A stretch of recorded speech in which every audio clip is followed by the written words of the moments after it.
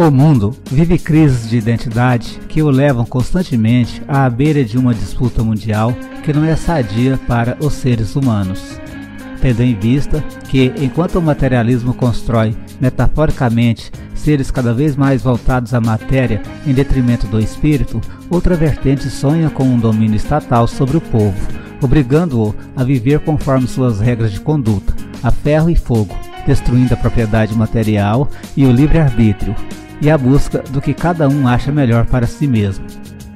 Nem a doutrina do materialismo, ou capitalismo exacerbado, e nem a outra, a doutrina do comunismo, podem chegar ao resultado esperado por Jesus para a humanidade. O que realmente é preciso fazer é a reforma íntima, para que todos sejam iguais por sua conduta moral, já que o homem reformado trará mentes conscientes de sua espiritualidade e da necessidade de vivenciar o bem. É essa a tarefa do Espiritismo, solidificar no homem a sua fé racional, lógica e também sua formação crítica, sempre buscando uma sociedade livre, onde todos tenham oportunidades iguais e também possam dar as mãos aos menos felizes, que por impossibilidade e atraso evolutivo ainda não podem caminhar com a mesma segurança. É por isso que essa responsabilidade em divulgar e vivenciar o Espiritismo é cada vez maior, pois, para nós, pessoas conscientes, o Espiritismo é o cristianismo redivivo, o qual se torna cada vez mais providencial e necessário para o aprimoramento da humanidade. Sejamos firmes e responsáveis, vamos divulgar o bem, vamos divulgar o Espiritismo.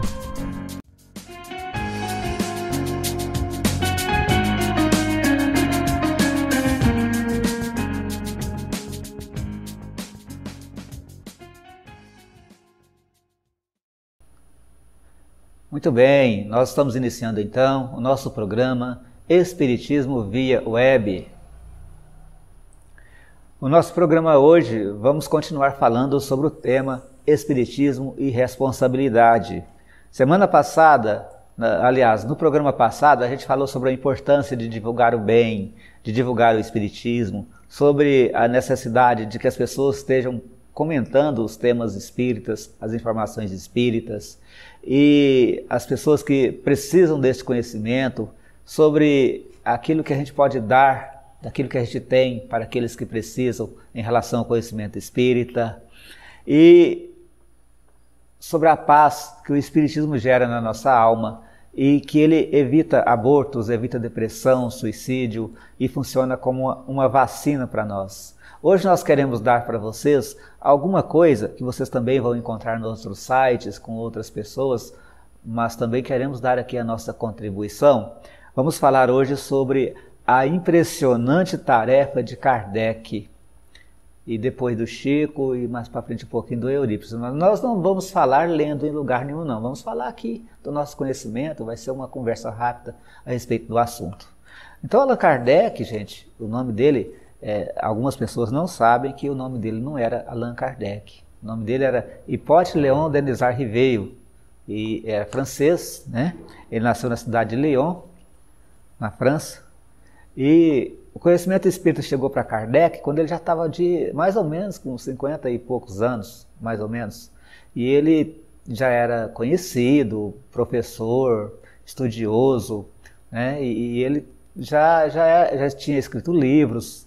E o trabalho de Kardec, gente, eu só queria deixar aqui registrado para que mais para frente também vocês possam procurar em outras informações, em outras fontes, o quanto Kardec trabalhou. Kardec, ele divulgou o Espiritismo, ele usava, os meios que ele utilizava era a carroça, né? Ou seja, a carruagem daquela época, que era atrelada a 4 ou 6 ou 2, né? Animais, e assim ele viajava em carruagens. E ele divulgava muitas vezes o Espiritismo através de palestras que ele fazia nas cidades onde ele ia, e principalmente escrito. Ele buscava, ele recebia cartas, recebia informações, ele concatenava essas informações, ele coordenava essas informações e fazia então os seus escritos. A primeira obra, o Livro dos Espíritos, ela foi feita primeiramente numa edição e depois ele fez uma nova edição, que é a edição de hoje, que nós temos até hoje. E ele escreveu uma revista, gente, uma revista desde 58 até 69, uma coisa assim. E ele, nós vamos colocar aqui, né, quanto durou essa revista espírita. Era a Revista Espírita, o nome da revista dele. E ele, nesse trabalho dele, era tudo no braço. Vocês imaginem colocar letra por letra, ele teve que pagar pessoas para ajudá-lo. Ele gastou tudo o que ele tinha na divulgação do Espiritismo. Porque ele achava que era importante a divulgação daquele conhecimento. Então ele pegou, trabalhou com vários médiums, né, médiums, inclusive meninas novinhas que trabalhavam na mediunidade na época. Ele experimentou, ele fez pesquisas e trouxe para nós, até num programa anterior, antes desse último que nós fizemos, no outro nós colocamos ali toda a obra dele, tem ali todos os trabalhos dele.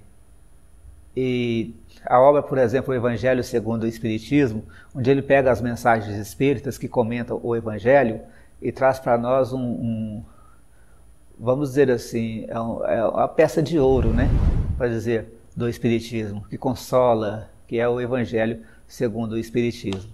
Bom, a tarefa de Kardec, então, ela nos mostra o quanto nós temos responsabilidade e nós temos necessidade de divulgar o Espiritismo, de falar sobre isso com as outras pessoas. E depois nós temos, mais recente, mais próximo de nós, a gente não pode deixar aqui de falar, de comentar, Chico Xavier, né? Que Chico Xavier, ele trouxe para nós, através da mediunidade dele, centenas de livros, são mais de 400 livros ele trouxe para nós. E relata, item por item, o que nós estamos fazendo aqui, qual é a nossa função aqui no mundo, o que acontece com os espíritos, qual a sua situação no plano espiritual. Os relatos do espírito André Luiz, em suas obras, que trouxe através do Chico, deixa claramente a necessidade de nos tornarmos pessoas melhores aqui no mundo. Então, uma das responsabilidades que nós temos, que já começamos a estudar o Espiritismo, é estudar mais, é aprender mais. E a obra do Chico Xavier, ela transforma a pessoa, ela melhora a pessoa de dentro para fora. A pessoa se torna mais forte para enfrentar a vida, enfrentar as dificuldades.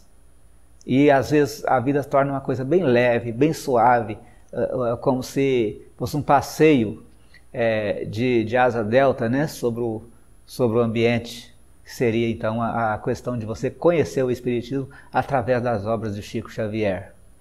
E são obras livros, né, que realmente nos trazem com profundidade este conhecimento. E alerta então a nossa responsabilidade de trabalhar o Espiritismo, de crescermos com o Espiritismo e de passarmos para aquelas pessoas que querem conhecer o Espiritismo, que querem, vamos dizer assim, matar a sua sede de conhecimento, tirar aquela ansiedade, aquele sofrimento, aquelas dificuldades internas através do conhecimento. E a forma que Kardec fala de Jesus no Evangelho segundo o Espiritismo foi imitada, ou seja, foi copiada, né, porque deve ser essa forma mesmo de falar, pelos espíritos que comunicaram através do Chico Xavier, que nos traz uma figura do mestre de uma forma mais próxima da gente. Jesus não é só aquele fazedor de milagre, aquele supridor das nossas necessidades.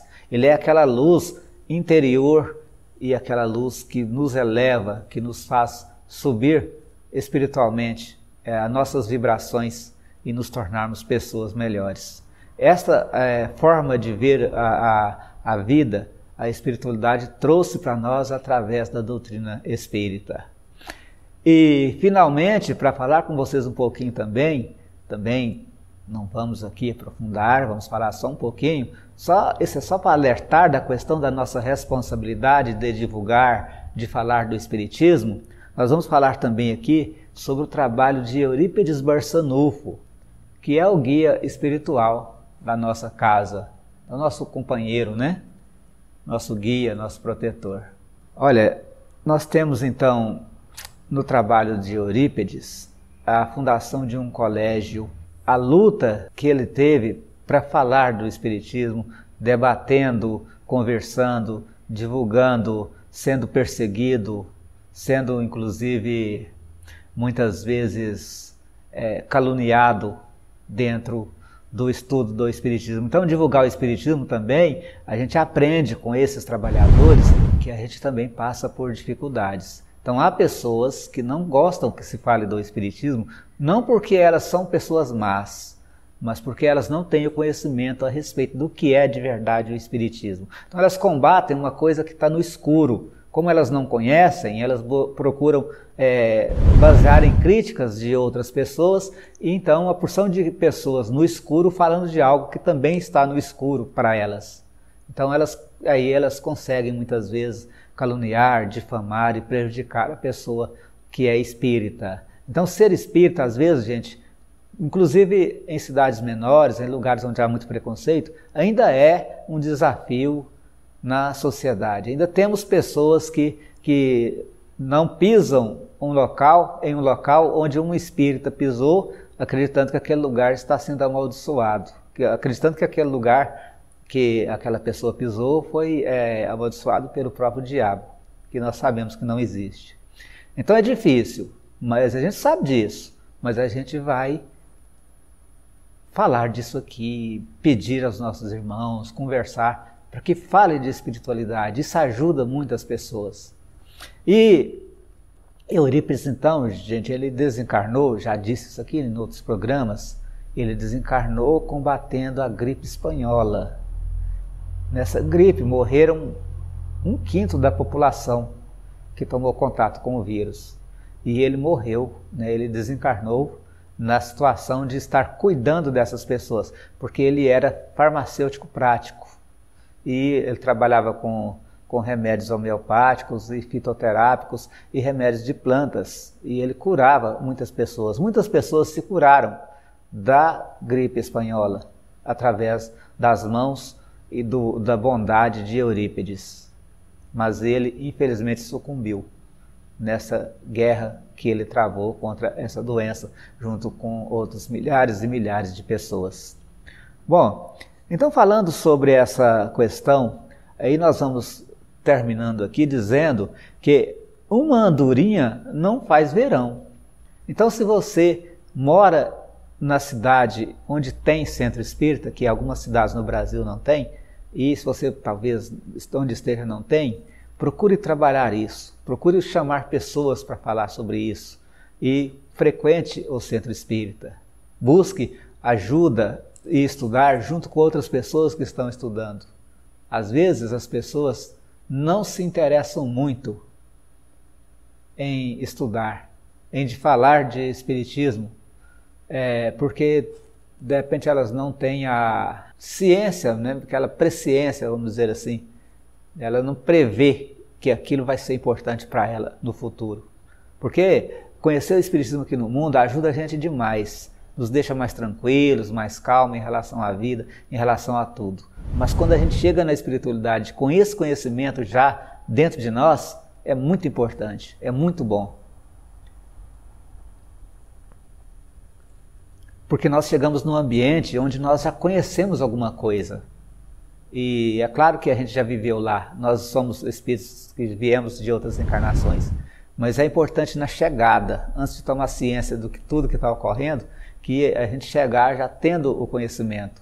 A gente vai talvez deixar de sofrer algumas horas, alguns meses, talvez até ano, que ficaríamos então numa situação de sofrimento no outro plano, porque nós teremos o conhecimento e teremos feito algo melhor para nós aqui.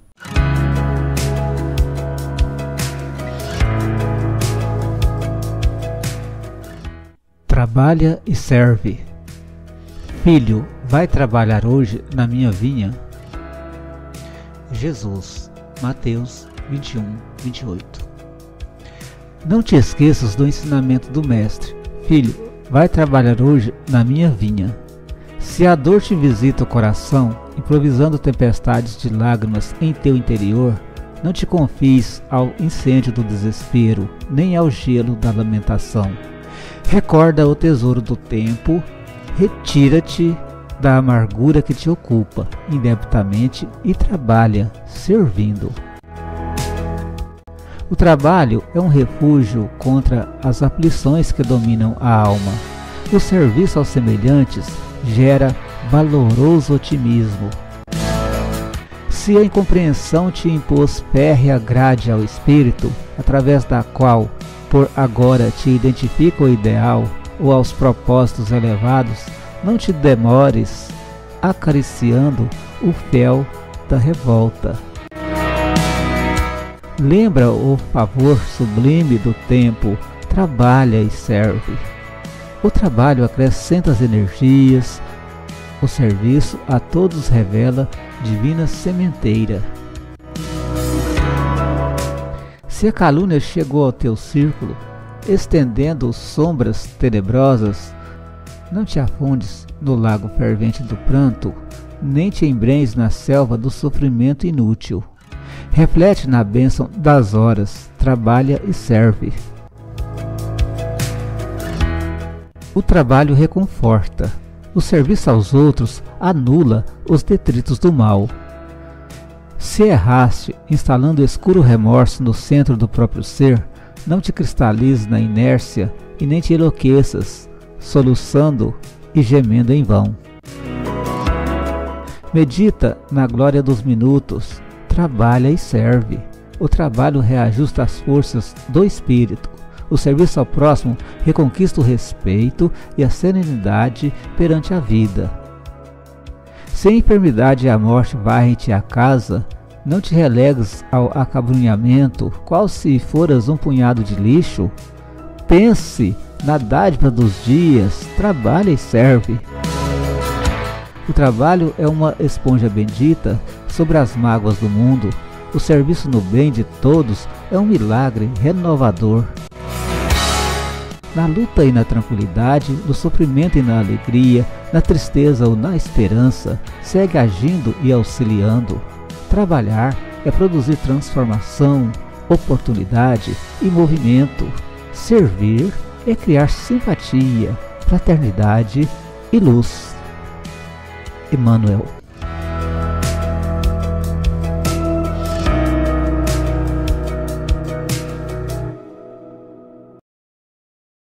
Então é isso. Jesus abençoe a todos, nos ilumine e fortaleça o coração de todos. Este foi o programa Espiritismo via Web. Sempre com vocês. Muito obrigado.